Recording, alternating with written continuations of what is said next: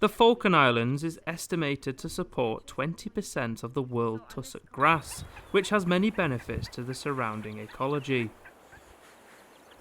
Tussock bogs can provide shelter from constant fierce winds and is a popular home for many birds, including the tussock bird. Throughout history, grazing and burning has reduced the quantity of Falklands tussock, including at the Falklands Conservation-owned Middle Island. Organised by Yost of Georgia Seafoods, a diverse team of volunteers have been replanting tussock grass on the island. The company directors have decided that they wish to offset the carbon footprint of Tronio's operations, which is the largest part of Georgia Seafood. And so they asked me to look into this last year, and I started calculating the footprint. And then, of course, with that comes then how can you offset it? I walked into the conservation office one day before Christmas last year, and I said to Frin, how about doing it with tussock? Is that a possibility? And she said, yes. And then they said, we actually have an island that needs regeneration. This particular island, Middle Island, it's got about 20 hectares of exposed peat, and that the island is just degrading, and the more time progresses, it will degrade more. Overall, the project is a collaboration between BFSAI Conservation, Georgia Seafoods, Falklands Conservation and Island Land Care, with Sullivan Travel providing the transport. The first port of call for the volunteers is to gather tillers from the neighbouring Green Island, owned by Sally Ponce. We've come to this island, Green Island, which I own, because Middle Island doesn't have enough good tussock, which is why we're going to plant it. And Green Island next door has brilliant tussock. So we're taking tillers, and these are, if you pull a tussock bog to pieces, you'll see these are the rootlets that are in the bog itself, these little white things. All you could do is plant that in the ground and it'll grow, and it'll, 3 years it'll make a bog that's about this high. So it's brilliant, absolutely brilliant stuff. So and once you've got one off, they'll usually keep coming, so you can keep going and get a few from that spot. But choose a healthy bog.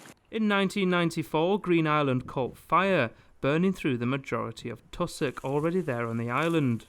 The fire had caused a large response from the emergency services to put the blaze out. So we thought, well, that's it, the island's gone. But amazingly, it was because of those efforts, the fire was put out relatively quickly, and by the next spring it had greened up again. All those dead bogs had just come back. Middle Island had a similar issue, but has been unable to recover. You can still see the ash today in the black soil. The exposed peat has become susceptible to weathering and erosion processes, which ultimately prevents habitats from forming. We're anyway wanting to try and stop the erosion that's happening here from historic grazing and fire. So to get as much as you can into the ground as possible, and to, as we're seeing already, we can see there's a lot of wind-blown soil. It's been a 4-day operation on this particular bit. We've actually, I think we took a day to do about 3/4 of this, and then another part of a day to get this last bit of this done. So it's a whole day of morning of pulling the tussock and then coming over here for the afternoon, and yes, so a couple of hours on that last bit with about 15, 20 people. It's quite a lot of work, but it feels good to actually be getting things in the ground and be doing something positive. Through the volunteers' hard work, 12,000 tillers so far have been planted to create a barrier and attempt to slow erosion down. In the nice long white roots. Tussock planting has become important across the Falkland Islands and can be used even more in other conservation areas in the future.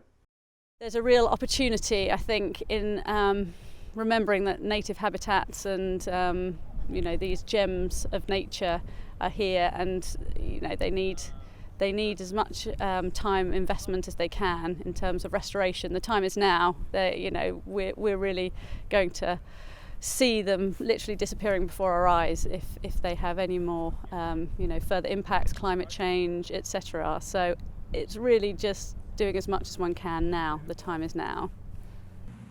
It is hoped that the restoration work at Middle Island will be able to add to the Falkland Islanders' support for wildlife and sustainable grazing, for which some areas have been planting tussock for over 100 years.